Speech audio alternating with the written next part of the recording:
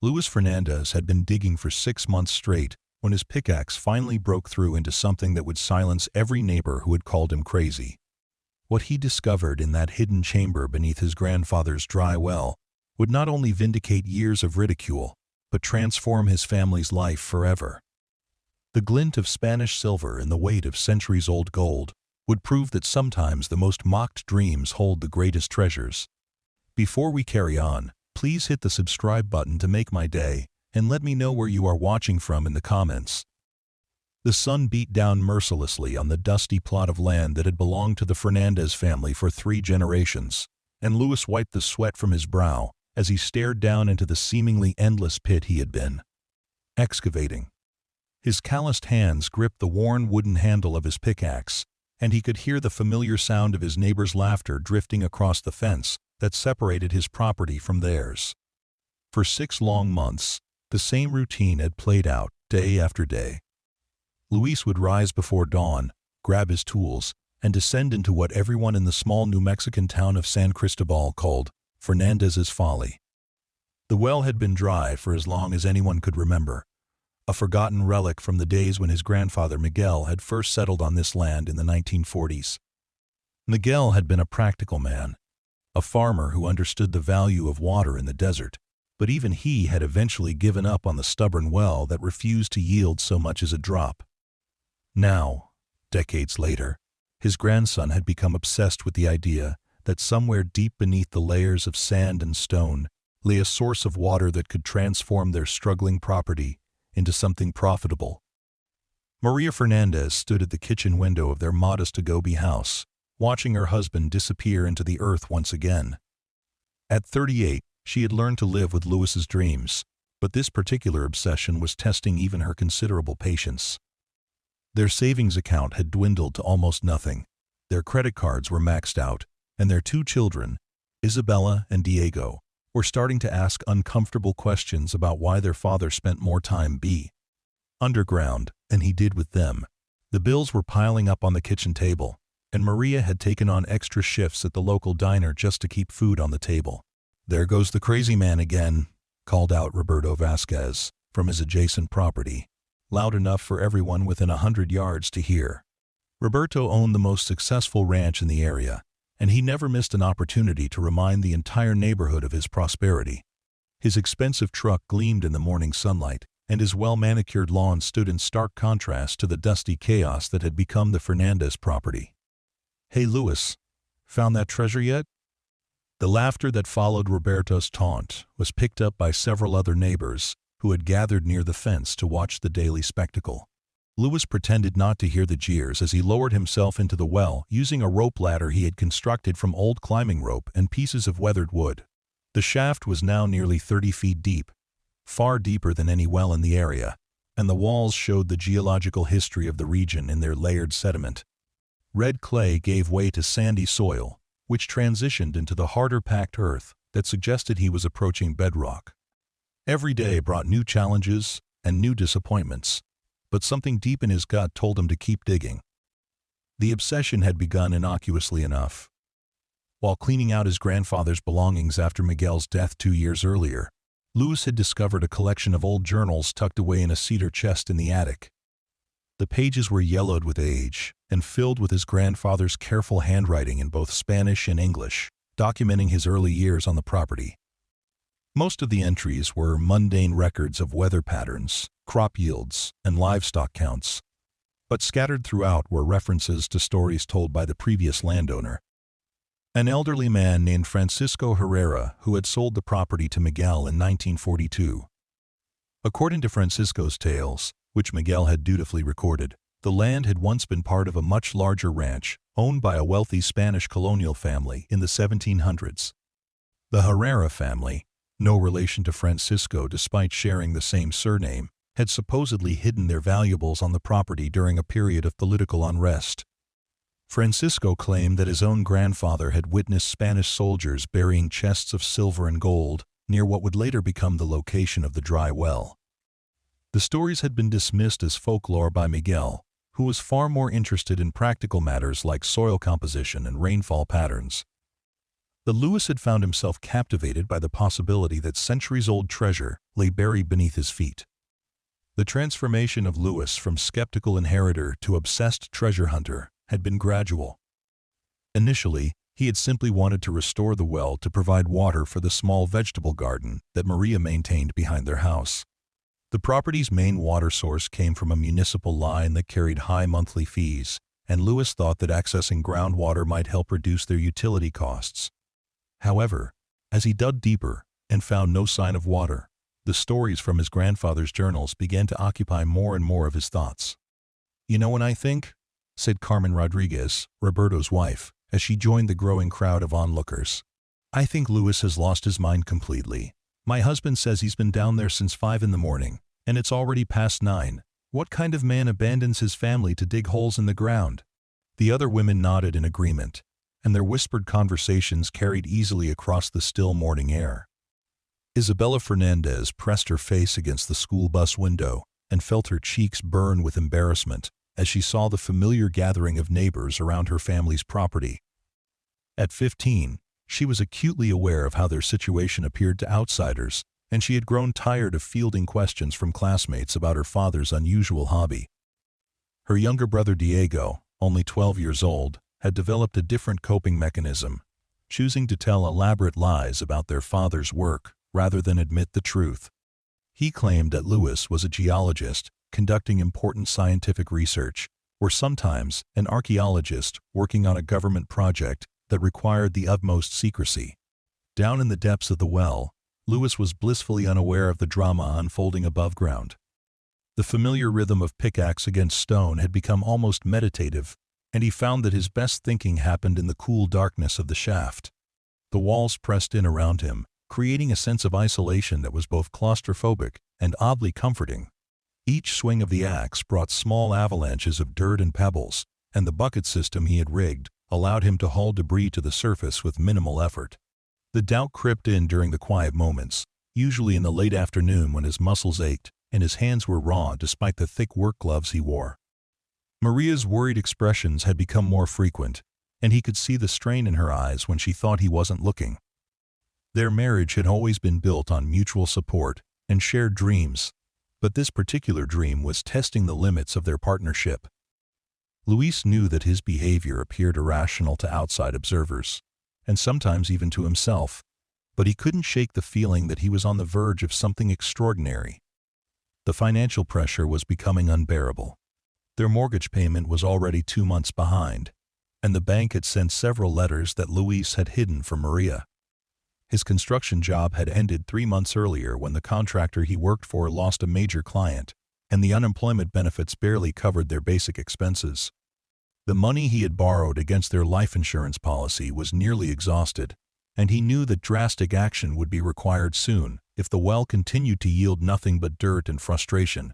"I'm telling you, Elena, that man needs professional help," said Mrs. Rodriguez to her sister, who had arrived to join the morning's entertainment. "Maria comes into the post office looking like she hasn't slept in weeks, and those poor children are probably embarrassed to bring friends home. If my husband started acting like that, I'd have him committed to the state hospital in Santa Fe." The comments stung because they contained an uncomfortable grain of truth. Lewis had become increasingly isolated from his community, declining invitations to neighborhood barbecues and avoiding eye contact with former friends at the grocery store. The well had become the center of his universe, and everything else, including his family relationships, had begun to orbit around his daily excavation routine. He told himself that the temporary sacrifice would be worth it when he finally proved the skeptics wrong, but privately, he wondered if he had already crossed a line from which there might be no return. Maria had reached her breaking point the previous evening, during what had started as a routine conversation about household expenses.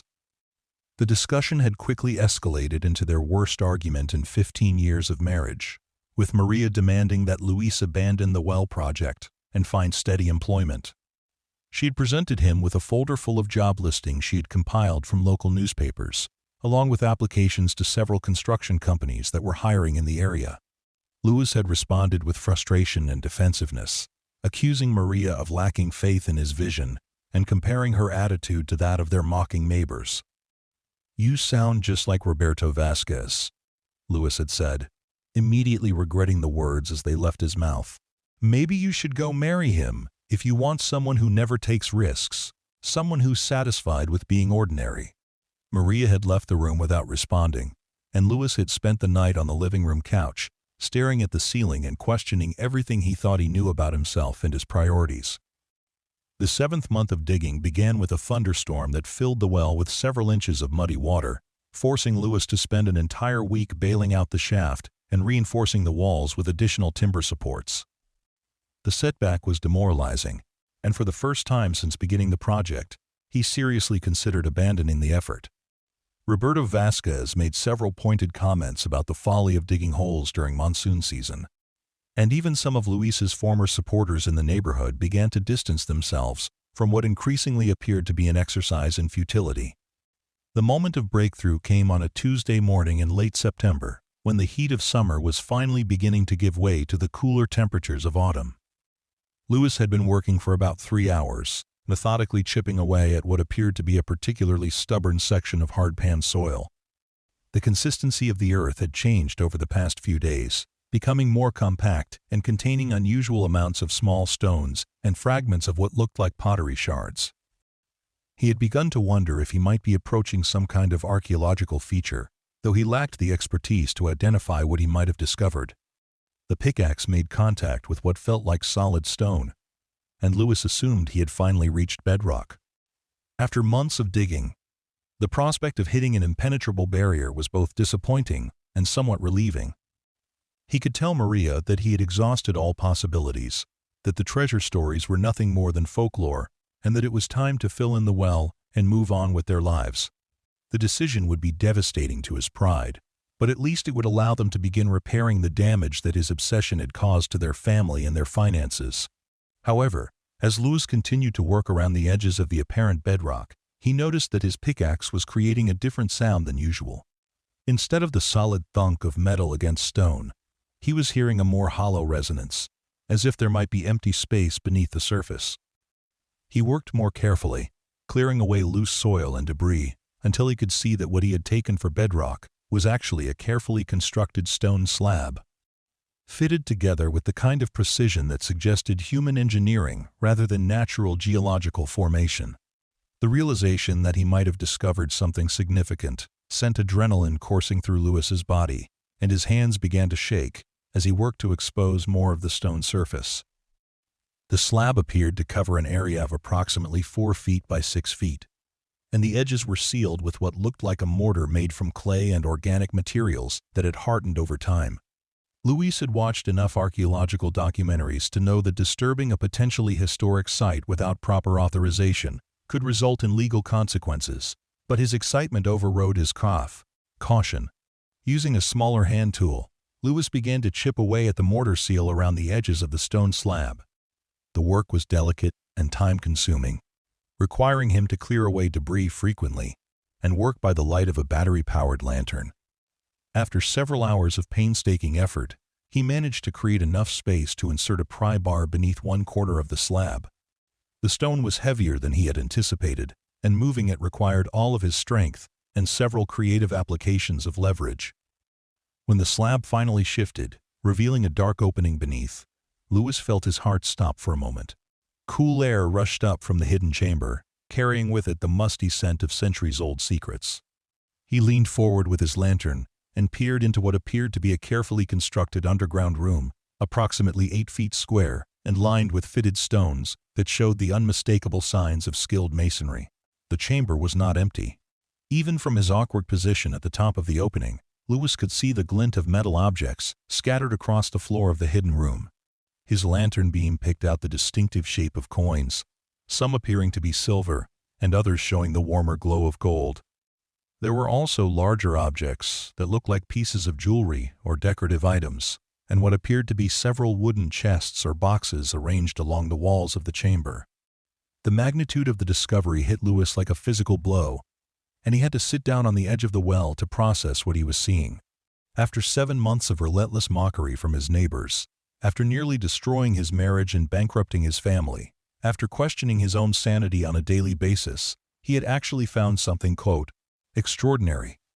The treasure stories recorded in his grandfather's journals were not folklore after all, but historical fact that had been waiting patiently for someone with enough persistence and faith to uncover the truth.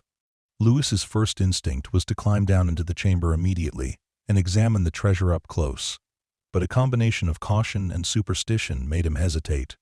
He had read enough stories about archaeological discoveries to know that disturbing ancient sites could sometimes be dangerous, and he was also aware that his legal position regarding any valuable items found on his property might be complicated. More immediately, he realized that he needed to document the discovery thoroughly before taking any further action. Using his cell phone, Lewis took dozens of photographs of the chamber and its contents, trying to capture every angle and detail that might be important later. The coins appeared to be Spanish colonial currency from the 1600s or 1700s, and many of them showed the distinctive coat of arms that he recognized from his high school history textbooks. The larger objects included what looked like a golden crucifix, several ornate silver cups or chalices, and an assortment of jewelry pieces that glittered even in the dim light of his lantern. The wooden chests were the most intriguing element of the discovery. There were 4 of them, each approximately the size of a large shoebox, and they appeared to be made from some kind of tropical hardwood that had been surprisingly well preserved in the dry environment of the chamber. Lewis could see metal hinges and locks on each chest, and he wondered what additional treasures might be contained within them. The weight of the chests would be impossible to estimate without handling them directly, but their presence suggested that the total value of the find might be even greater than what was visible on the chamber floor.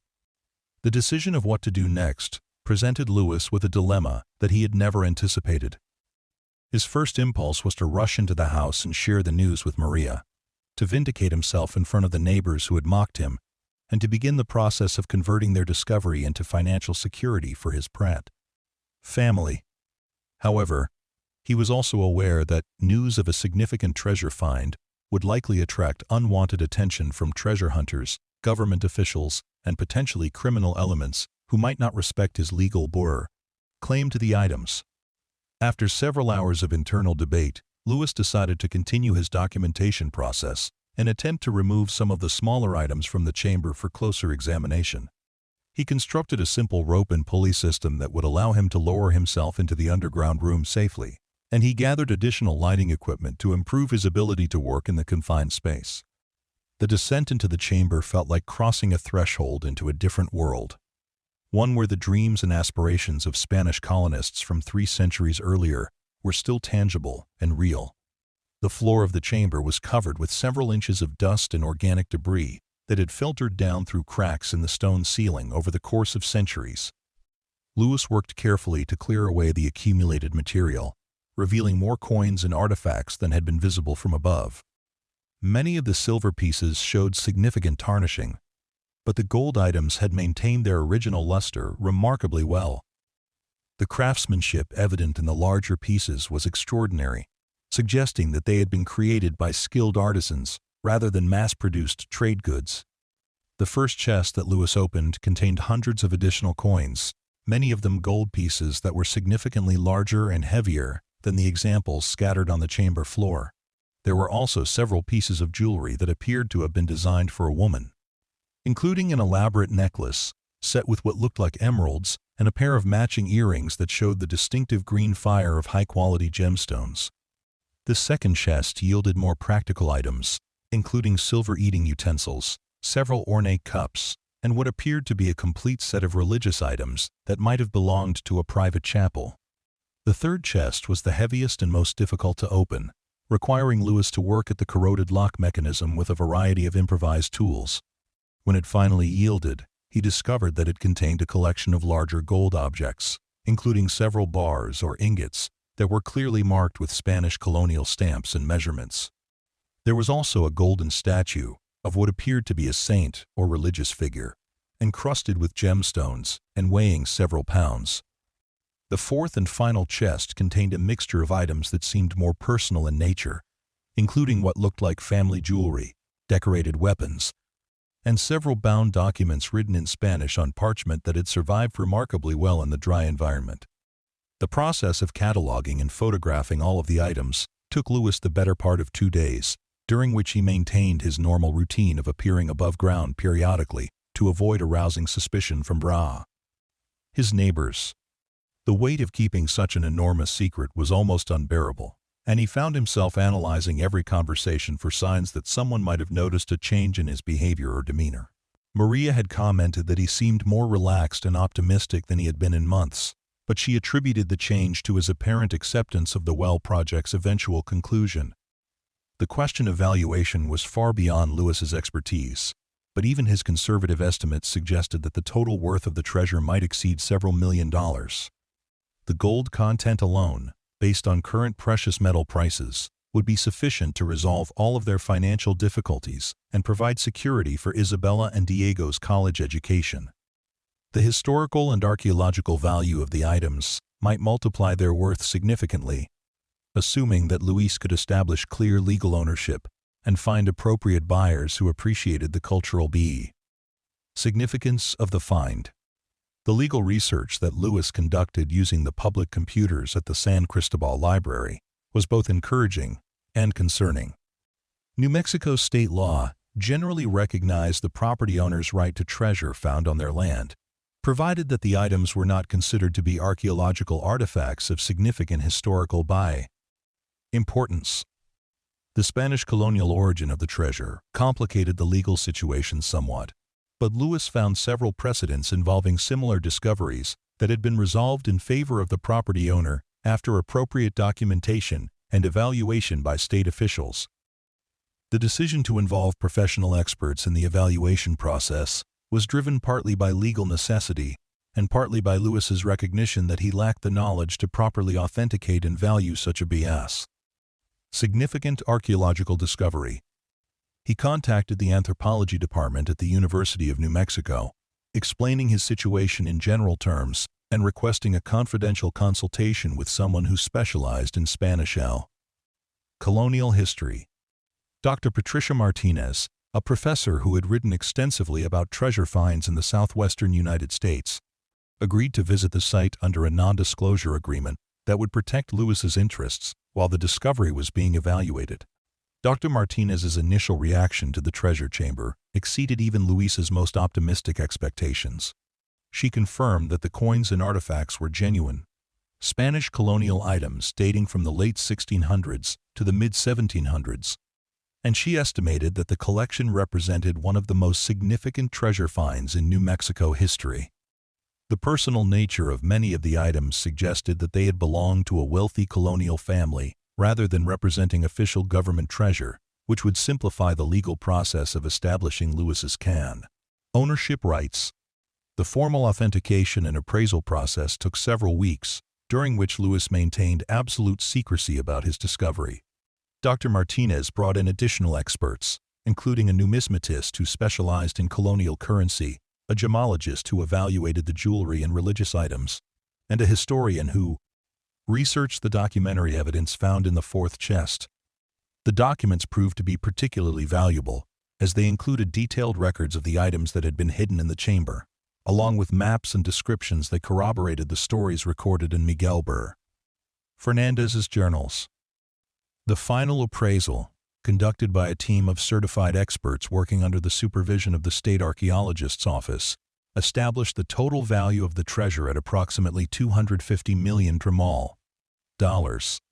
The figure was so large that Luis had difficulty processing its implications for his family's future. The gold content alone was valued at over $100 million based on current precious metal prices, while the numismatic and historical value of the coins added another $50 million to the total. The jewelry and religious artifacts, many of which were considered to be museum-quality examples of colonial craftsmanship, accounted for most of the remaining value. The process of converting the treasure into liquid assets proved to be almost as complex as the discovery itself. Luis worked with a team of lawyers and financial advisors to establish a legal structure that would protect his family's interests while minimizing their tax liability. Several major auction houses expressed interest in handling the sale of individual items, while museums and private collectors made offers for pieces that they considered to be of particular historical significance.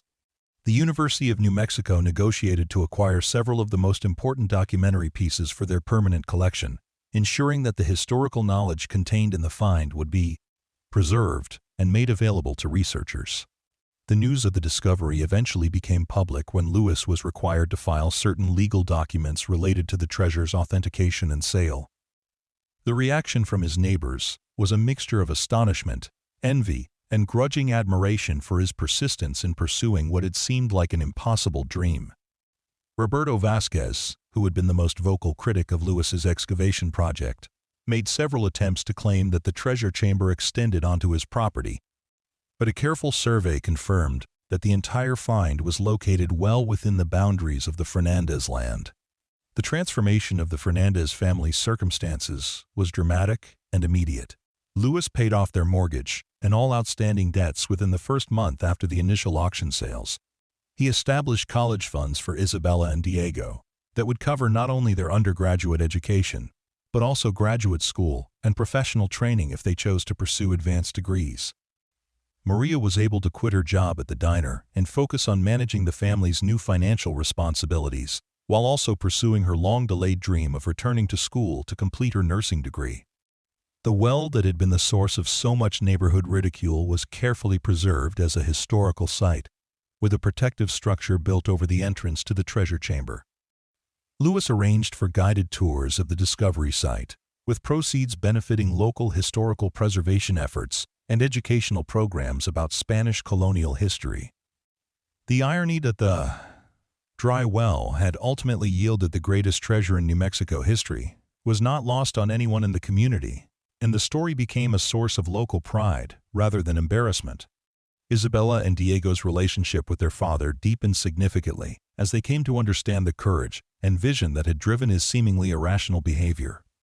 The family's new financial security allowed them to travel together and experience opportunities that had been impossible during the months of struggle and uncertainty.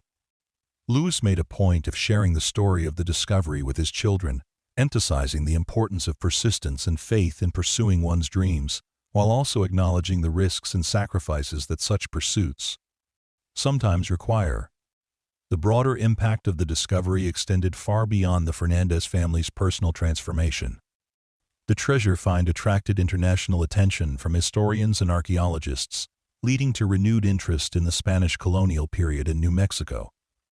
Several universities established research programs focused on the period and region represented by the treasure, and the New Mexico state government created new funding for archaeological surveys that might uncover additional colonial sites. The authentication documents found in the treasure chamber also provided valuable historical information about the Spanish colonial economy and the personal lives of wealthy families during the period. The detailed inventories and maps included in the documents led to the discovery of several additional archaeological sites in the region, though none yielded treasures comparable to the Fernandez find. The historical knowledge gained from the documentary evidence was considered by many experts to be as valuable as the monetary treasure itself. Lewis's relationship with his community was permanently altered by the discovery, but not always in ways that he had anticipated. While some neighbors who had previously mocked him now treated him with newfound respect, others seemed to harbor resentment about his sudden wealth and good fortune. The dynamics of small-town life made it difficult for some people to accept that the man they had ridiculed as a fool had actually been vindicated in such a spectacular fashion. Lewis learned to navigate these social complexities with grace and humility, understanding that his success had inevitable consequences for his relationships with others. The long-term management of the treasure's financial impact required Lewis to develop new skills and perspectives that he had never needed as a construction worker. He worked with financial planners to establish diversified investments that would provide income for his family for generations to come, while also setting aside significant amounts for charitable giving and EAI, community development projects. The responsibility of managing such wealth was both liberating and daunting, and Lewis often reflected on the irony that his greatest success had come from pursuing what others had considered to be his greatest failure. The legacy of the dry well treasure extended beyond the immediate financial and historical impact to become a symbol of the importance of persistence in pursuing one's dreams, despite social pressure and practical obstacles. Lewis began accepting speaking engagements at schools and community organizations, sharing his story as an example of how seemingly impossible goals can sometimes be achieved through dedication and faith. He was careful to emphasize that his success involved significant elements of luck and circumstance, while also highlighting the importance of thorough research and careful planning. The scientific analysis of the treasure chamber itself revealed sophisticated engineering and construction techniques that provided new insights into Spanish colonial building methods. The chamber's design had successfully protected its contents for over 3 centuries, demonstrating a level of technical expertise that challenged some assumptions about colonial-era craftsmanship. The preservation techniques used for the documents and organic materials also provided valuable information for modern conservation efforts. Years later, when Lewis would stand at the edge of the well that had transformed his family's life, he often thought about the chain of circumstances that had led to the discovery. His grandfather's careful record-keeping, the stories passed down through generations of previous landowners, the financial pressures that had motivated his desperate search for alternative income sources, and even the mockery of his neighbors had all played essential roles in bringing the treasure to light. The complexity of historical causation and the role of individual determination in shaping outcomes became recurring themes in his reflections on the experience.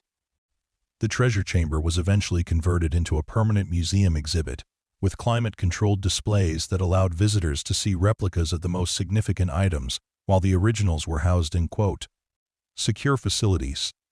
The museum became a popular tourist attraction, bringing economic benefits to the entire San Cristobal community and providing educational opportunities for students from throughout the region. The irony that the foolish project had ultimately become a source of community pride and economic development was a source of quiet satisfaction for Lewis. The impact on Lewis's marriage with Maria was profoundly positive, though it required significant adjustments as they adapted to their new circumstances.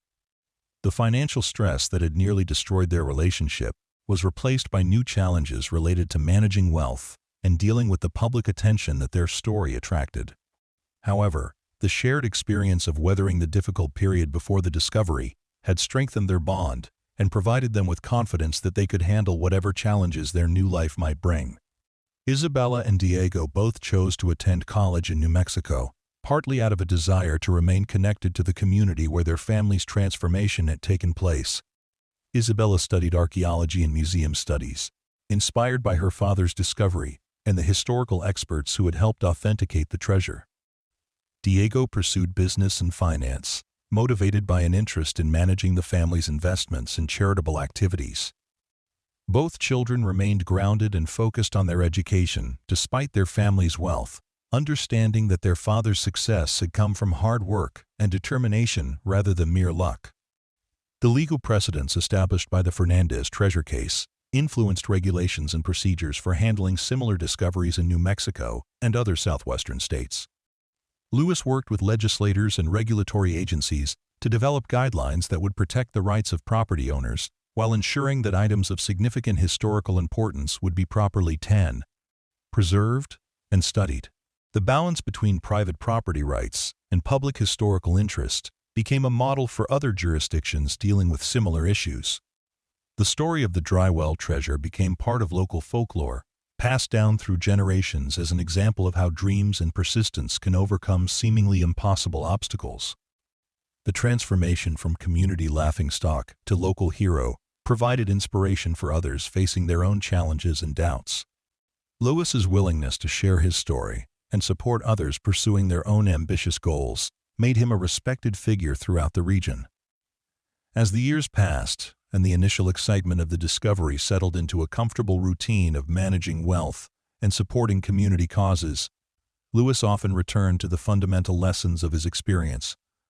The importance of maintaining faith in one's vision despite external criticism, the value of thorough research and preparation, and the need for persistence in the face of repeated setbacks became central themes in his personal philosophy. The treasure had provided financial security, but the knowledge gained through the process of discovery had provided something even more valuable, a deep understanding of what was possible when determination met opportunity.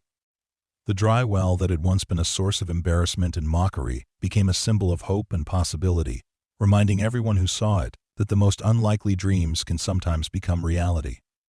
The $250 million treasure, hidden beneath 30 feet of sand and stone, had been waiting patiently for someone with enough vision and persistence to uncover its secrets. Luis Fernandez had proven that sometimes the greatest treasures are found not by those who know where to look, but by those who refuse to stop looking, regardless of what others might think or say about their efforts.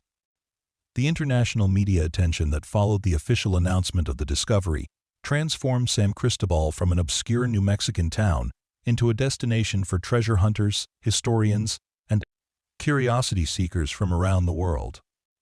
News crews from major television networks set up temporary studios in the town square, and reporters interviewed everyone from the local mayor to Roberto Vasquez, who found himself in the uncomfortable position of explaining his previous mockery of Luis's project to a global audience. The story captured imaginations worldwide because it represented the universal human desire to believe that extraordinary fortune could reward ordinary persistence. Documentary filmmakers arrived within weeks of the announcement, eager to capture the story while the emotions and memories were still fresh. Luis initially resisted their requests for access, concerned about protecting his family's privacy during a period of dramatic transition. However, he eventually agreed to participate in a single comprehensive documentary project, choosing a production company that specialized in historical and archaeological subjects, rather than tomboy, sensationalized treasure hunting shows. The resulting film, titled The Well of Dreams, won several awards at international film festivals and helped establish the Fernandez discovery as one of the most significant treasure finds in North American history. The authentication process had revealed details about the treasure's origins that read like a novel of colonial intrigue and adventure.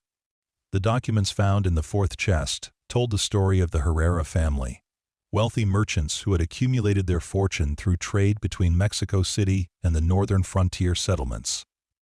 Don Carlos Herrera had been appointed as a colonial administrator in the Santa Fe region in 1687, and his family had prospered through a combination of legitimate business activities and more questionable dealings with indigenous tribes and competing European powers.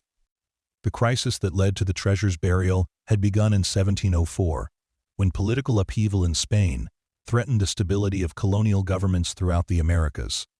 Don Carlos had received warnings from allies in Mexico City that his family might be targeted for investigation by royal inspectors who were seeking to recover funds allegedly diverted from crown resources.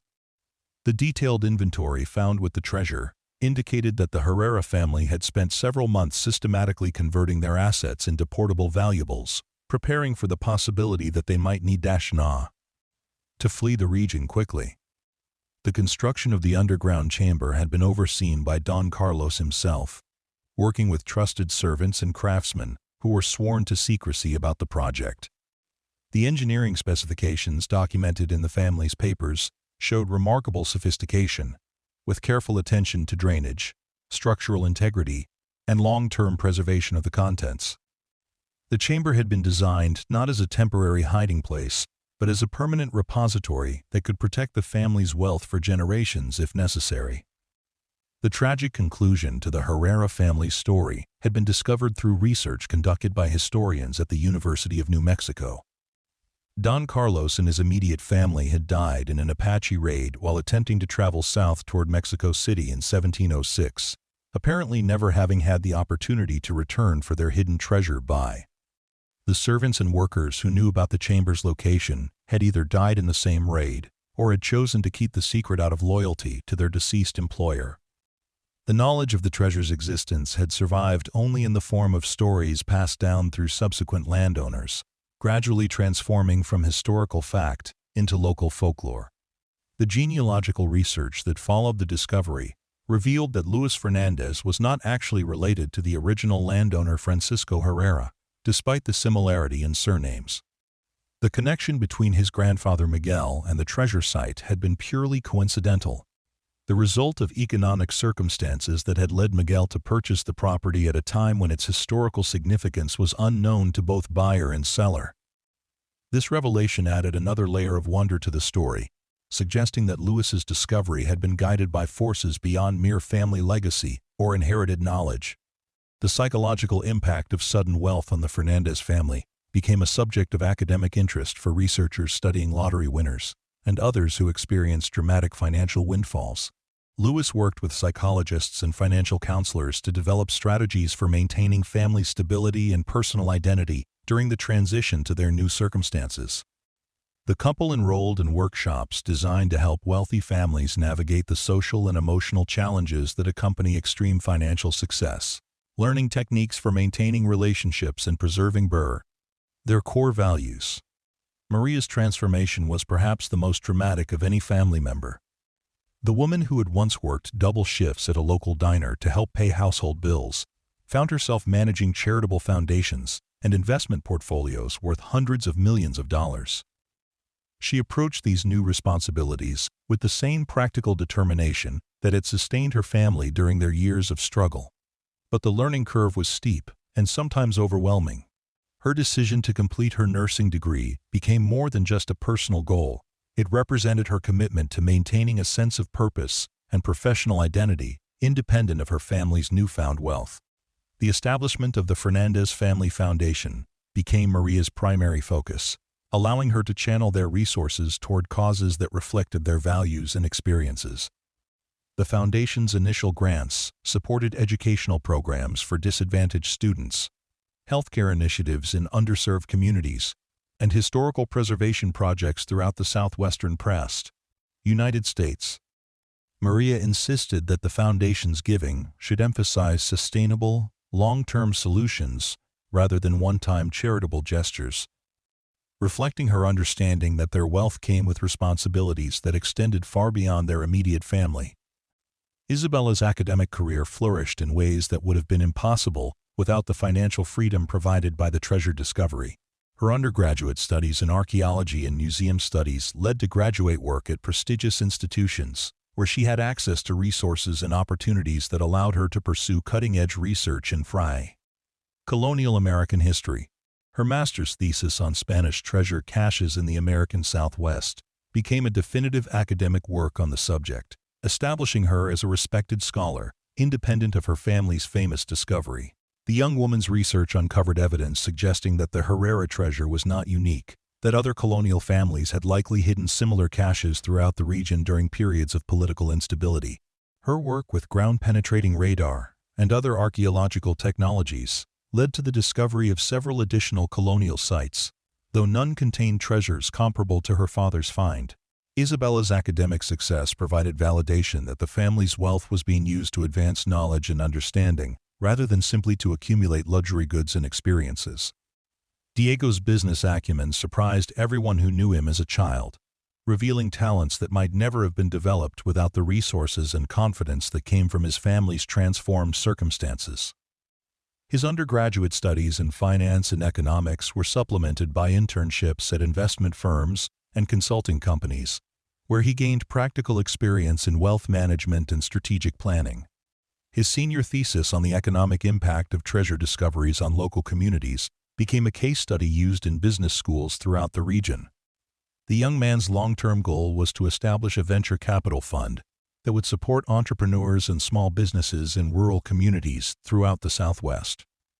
He understood that his family's sudden wealth was exceptional and unlikely to be repeated, but he believed that strategic investments could create sustainable economic opportunities for others facing the kinds of challenges that had once threatened his own family's stability.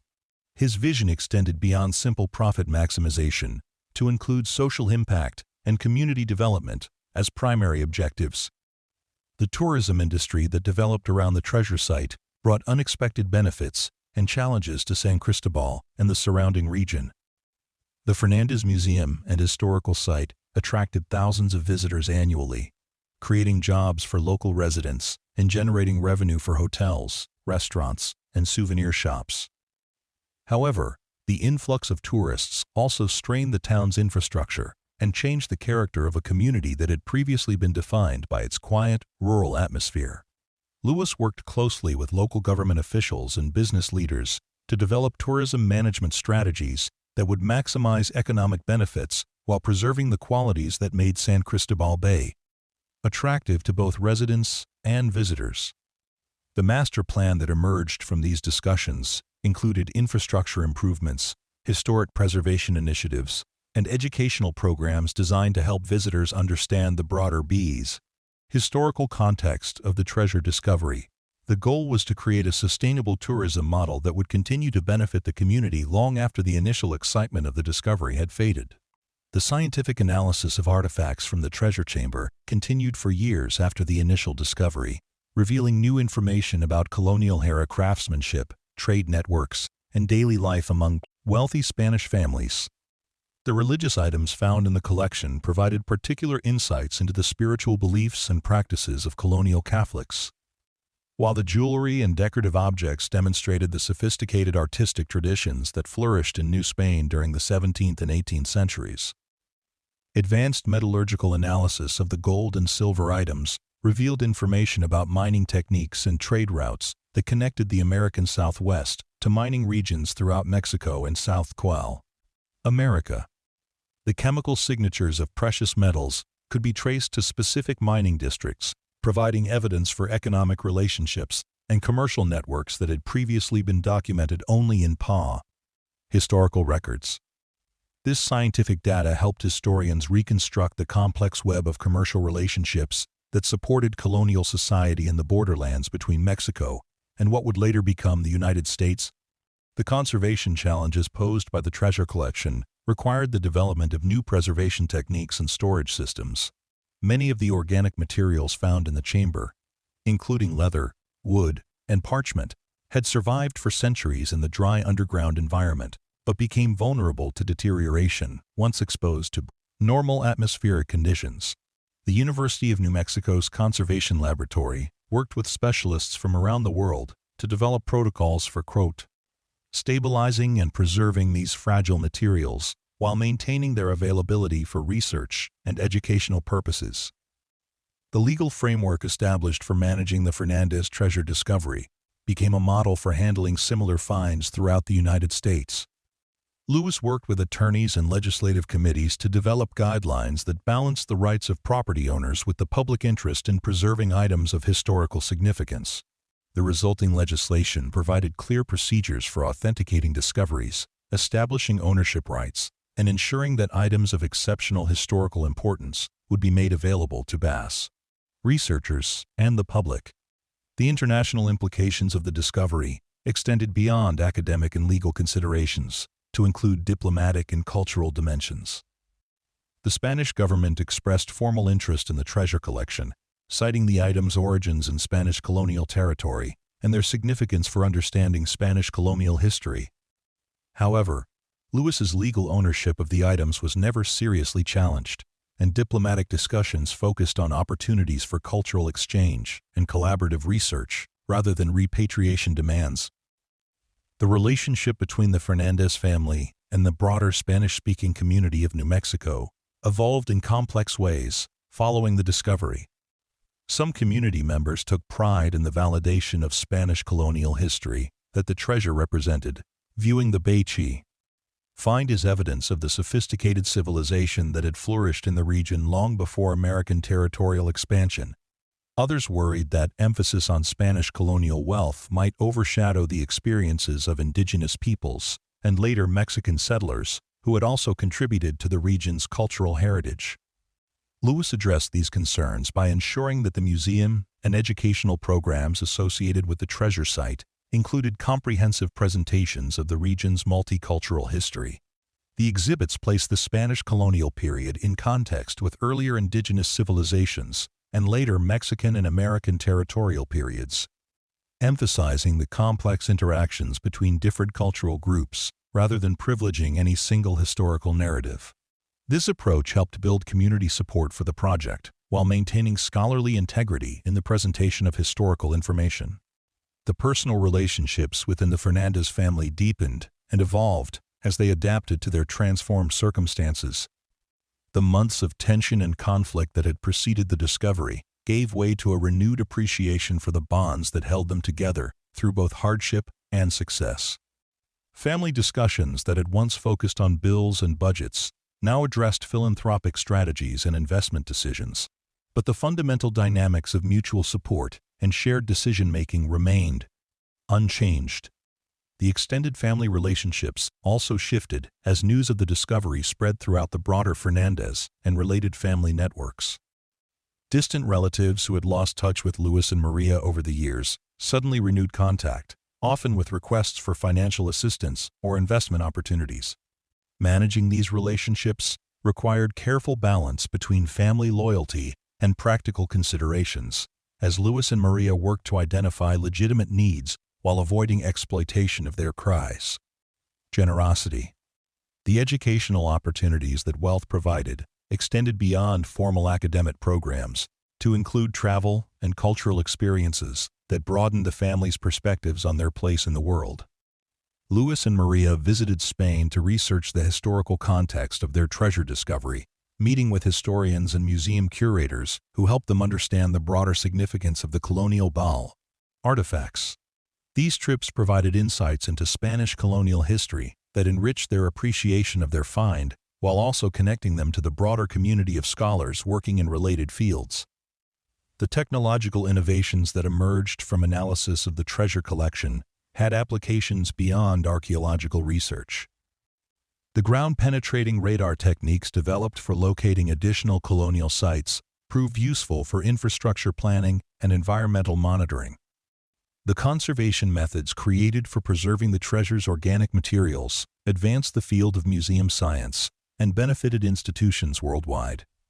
These practical applications demonstrated that the investment in studying the treasure yielded benefits that extended far beyond the immediate financial value of the artifacts themselves.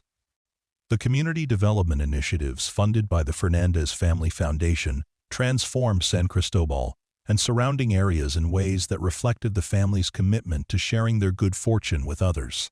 New educational facilities provided enhanced learning opportunities for local students, while healthcare programs improved access to medical services in underserved rural areas. Infrastructure improvements, supported by foundation grants, enhanced the quality of life for residents, while also supporting the tourism industry that had developed around the treasure site. The environmental impact of increased tourism and development around the treasure site required careful management to preserve the natural beauty and ecological integrity of the region. Luis worked with environmental scientists and conservation organizations to develop sustainable practices that would minimize the ecological footprint of visitor activities while maintaining public access to Dasher, the historical site. The resulting conservation plan became a model for balancing historical preservation, tourism development, and environmental protection in sensitive ecosystems. The long-term economic impact of the treasure discovery extended far beyond the immediate financial benefits to the Fernandez family. The tourism industry, educational programs, and research activities generated ongoing employment and business opportunities for community members. Local artisans developed markets for crafts and products inspired by the historical artifacts, while restaurants and hotels expanded their services to accommodate the steady stream of visitors attracted to the Bath site. These economic multiplier effects demonstrated how a single discovery could catalyze broader regional development. The academic conferences and symposiums that grew up around the treasure discovery brought scholars from around the world to San Cristobal, establishing the town as a center for colonial American historical research. The annual Conference on Spanish Colonial Archaeology became a major event in the academic calendar, attracting researchers whose work extended far beyond the specific artifacts found in the Fernandez collection. These scholarly gatherings provided intellectual and economic benefits to the community while advancing understanding of colonial American history. The security challenges posed by housing and displaying such valuable artifacts required sophisticated planning and technological solutions. The museum facility incorporated state-of-the-art security systems and climate control equipment designed to protect both the artifacts and the visitors who came to see them. The insurance and protection costs were substantial, but Luis viewed them as necessary investments in preserving the cultural heritage represented by the collection for future generations. The educational outreach programs developed around the treasure discovery reached students and teachers throughout the region, providing hands-on learning opportunities that brought history to life in ways that traditional textbooks could not match. Mobile exhibits traveled to schools in remote areas, while digital resources made high-quality images and educational materials available to classrooms worldwide. These programs helped ensure that the knowledge gained from the treasure discovery would benefit learners far beyond those who could visit the site in person. The psychological research conducted on the Fernandez family's adaptation to sudden wealth provided insights that benefited other families experiencing similar transitions. The study documented both the positive opportunities and the unexpected challenges that accompanied extreme financial success, offering practical guidance for managing relationships, maintaining personal identity, and finding meaning and purpose in dramatically changed circumstances. This research contributed to a growing body of knowledge about wealth psychology that helped financial advisors and mental health professionals better serve their clients. The artistic and cultural initiatives inspired by the treasure discovery included commissions for new works that interpreted the historical themes and artistic traditions represented in the colonial artifacts. Local artists created contemporary pieces that drew inspiration from the Spanish colonial aesthetic while addressing modern themes and concerns. These artistic projects helped connect the historical past to contemporary cultural expression while providing economic opportunities for creative professionals in the region. The international scholarly collaboration that developed around the treasure collection established San Cristobal as a center for colonial American studies that attracted researchers from universities throughout the Americas and Europe. Joint research projects explored connections between the New Mexican colonial experience and similar developments in other parts of the Spanish colonial empire, contributing to a more comprehensive understanding of how European colonization affected indigenous peoples and shaped the development of modern Latin American societies.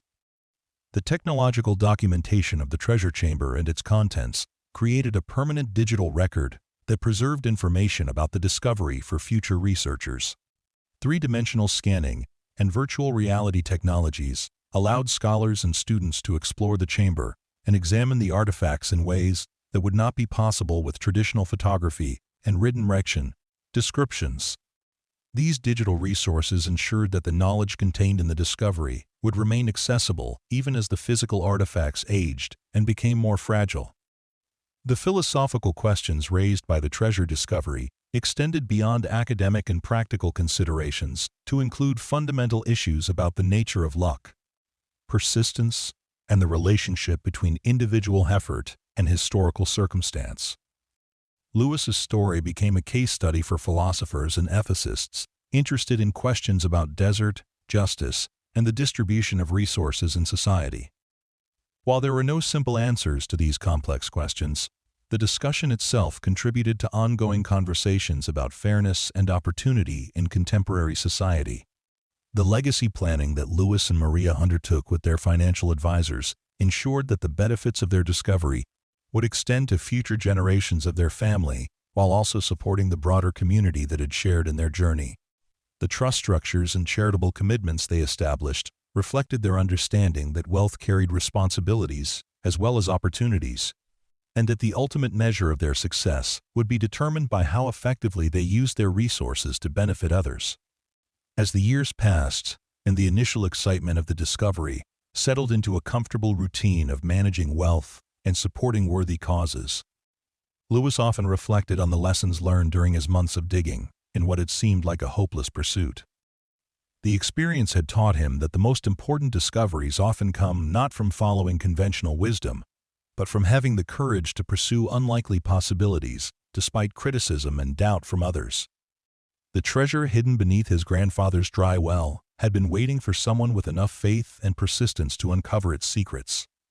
And Lewis had proven himself worthy of that extraordinary opportunity through his unwavering commitment to a seemingly impossible dream.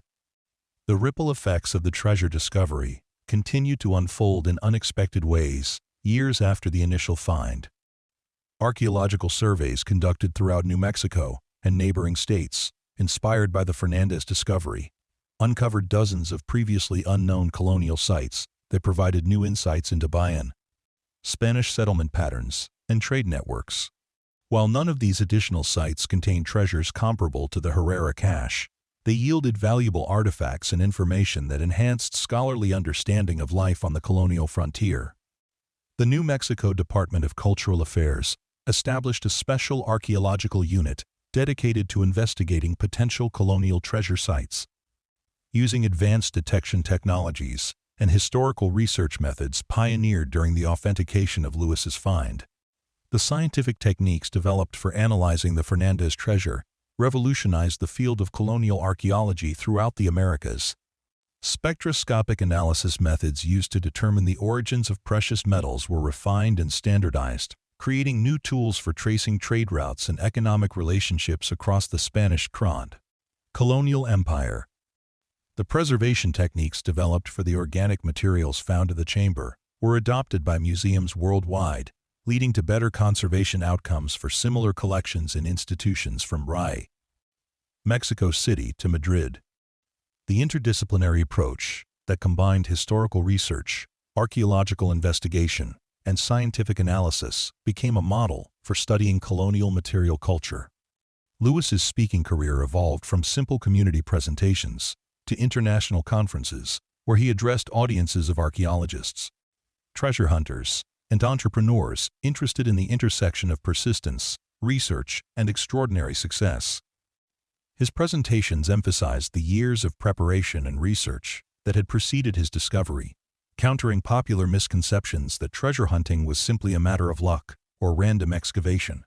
He stressed the importance of understanding local history, conducting thorough research, and approaching any search with respect for archaeological and cultural considerations. The publishing industry took notice of the Fernandez story, resulting in multiple books that explored different aspects of the discovery and its implications. Lewis collaborated with professional writers on an autobiography that became a bestseller, while academic presses published scholarly works analyzing the historical significance of the treasure and its contribution to understanding Spanish colonial society. Children's books, documentary films, and educational materials brought the story to younger audiences, inspiring a new generation of students to pursue interests in history, archaeology, and scientific research. The controversy that inevitably surrounded such a significant discovery came primarily from academic circles, where some scholars questioned whether private individuals should be allowed to profit from artifacts of such historical importance.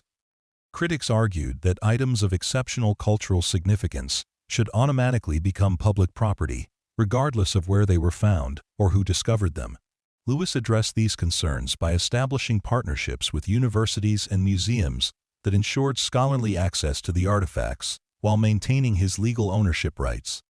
He also committed significant portions of the treasure's value to educational and research initiatives that advanced public understanding of colonial American history. The international treasure hunting community viewed the Fernandez discovery with a mixture of inspiration and frustration. Legitimate researchers and hobbyist metal detector enthusiasts saw the find as validation of careful, methodical approaches to historical investigation. However, the publicity also attracted less scrupulous treasure hunters who descended on the region with metal detectors and shovels, causing damage to archaeological sites and creating conflicts with landowners. Lewis worked with law enforcement agencies and archaeological organizations to develop educational programs that promoted responsible treasure hunting practices while discouraging destructive and illegal excavation activities. The psychological studies conducted on the Fernandez family's adaptation to sudden wealth yielded insights that influenced financial planning and counseling practices throughout the wealth management industry. The research documented how different family members adapted to their changed circumstances at different rates and in different ways, providing practical guidance for professionals working with lottery winners, inheritance recipients, and others experiencing dramatic financial windfalls. The family's emphasis on maintaining core values and relationships while adapting to new opportunities became a case study used in training programs for financial advisors and family counselors. The technological innovations that emerged from studying the treasure chamber had applications extending far beyond archaeology and museum science. The ground-penetrating radar techniques refined during the search for additional colonial sites proved valuable for utility companies locating underground infrastructure, while the climate control systems developed for preserving the artifacts influenced building design for archives and conservation facilities. The three-dimensional documentation methods created digital preservation standards that were adopted by cultural institutions worldwide, ensuring that future discoveries could be recorded and studied with unprecedented precision and detail. The educational impact of the discovery reached far beyond formal academic programs to inspire innovative approaches to teaching history and archaeology. Virtual reality experiences allowed students to explore the treasure chamber and examine artifacts in detail without risking damage to the originals.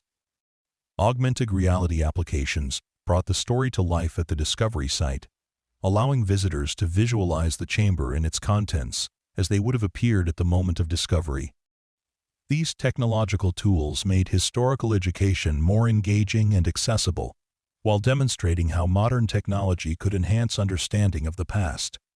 The economic development strategies that grew out of the treasure discovery became a model for rural communities seeking to leverage historical and cultural assets for sustainable growth. The careful balance between tourism promotion and community preservation that San Cristobal achieved attracted attention from economic development professionals throughout the region. The town's experience demonstrated how historical discoveries could be transformed into long-term economic opportunities without sacrificing the qualities that made communities attractive to both residents and visitors. The environmental stewardship initiatives that Lewis supported through his foundation addressed the ecological challenges posed by increased human activity around historically and culturally significant sites.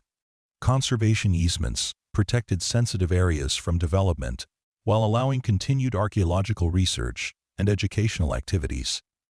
Native plant restoration projects enhanced the natural beauty of the region while providing habitat for local wildlife. These environmental investments demonstrated how wealth generated from historical discoveries could be used to preserve and enhance the landscapes where those discoveries occurred. The cultural exchange programs that developed around the treasure collection connected New Mexican communities with counterparts in Spain and other parts of Latin America where similar colonial artifacts had been found. Student exchange initiatives allowed young people to study colonial history in multiple countries, gaining perspectives on how European colonization had affected different regions in different ways. These international connections enriched local understanding of the treasure's historical context while building relationships that supported ongoing scholarly collaboration and cultural understanding. The security and insurance considerations involved in managing such valuable artifacts created new standards for protecting cultural property and private collections. The sophisticated alarm systems, climate controls, and access restrictions developed for the Fernandez Museum influenced security planning for other institutions housing valuable historical materials. The insurance coverage required for the collection prompted innovation in risk assessment and coverage options for cultural property, creating new products and services that benefited other collectors and institutions. The genealogical research that followed the discovery revealed fascinating connections between the colonial Herrera family and contemporary residents of the region. While Luis himself was not related to the original treasure owners, several families in the area discovered ancestral connections to the Spanish colonial period that they had not previously known about. These revelations sparked renewed interest in family history and genealogical research throughout the community, leading to the establishment of a local genealogical society and archive that helped residents explore their own connections to the region's complex cultural heritage. The artistic collaborations inspired by the treasure discovery created new forms of cultural expression that connected historical themes with contemporary artistic vision. Sculptors created monuments that celebrated the discovery while honoring the indigenous peoples who had inhabited the region before Spanish colonization. Musicians composed works that incorporated traditional Spanish colonial melodies with modern musical styles, creating performances that were featured at cultural festivals throughout the Southwest. Visual artists developed exhibitions that explored themes of cultural encounter, historical memory, and the relationship between past and present. The philosophical discussions that emerged from the treasure discovery addressed fundamental questions about the nature of historical ownership and cultural heritage. Legal scholars debated whether colonial artifacts should be considered part of Spanish, Mexican, or American cultural patrimony, while ethicists examined the moral implications of profiting from historical discoveries These conversations contributed to evolving international standards for managing cultural property and addressing historical injustices related to colonialism and cultural appropriation. The mentorship programs that Lewis established connected young people interested in archaeology and historical research with established professionals in those fields. Scholarship funds provided educational opportunities for students from underrepresented communities who might not otherwise have access to higher education in archaeology, museum studies, and related disciplines. These initiatives ensured that the benefits of the discovery would extend to future generations of researchers and cultural preservation professionals. The Agricultural Research Initiative, supported by the Fernandez Foundation, explored sustainable farming techniques that were appropriate for the arid conditions of the American Southwest. These projects drew inspiration from both indigenous agricultural traditions and Spanish colonial farming methods, seeking to develop modern approaches that honored historical knowledge while addressing contemporary environmental challenges. The research contributed to broader efforts to develop climate-resilient agricultural systems that could support rural communities while preserving natural resources. The architectural preservation projects funded by the Foundation focused on protecting and restoring colonial-era buildings and structures throughout the region. These efforts required developing new techniques for working with traditional building materials and construction methods while incorporating modern safety and accessibility standards. The restored buildings served as educational resources that helped visitors understand how people had lived and worked during the colonial period, while providing venues for cultural events and community activities. The linguistic research that grew out of the treasure discovery focused on the Spanish colonial documents found in the chamber and their contribution to understanding the evolution of Spanish language in the Americas. The texts provided examples of colonial-era vocabulary, spelling, and grammar that helped linguists trace the development of regional dialects and the influence of indigenous languages on colonial Spanish. This research contributed to broader efforts to preserve and study the linguistic diversity of the Americas, while enhancing understanding of how languages change and adapt in context situations.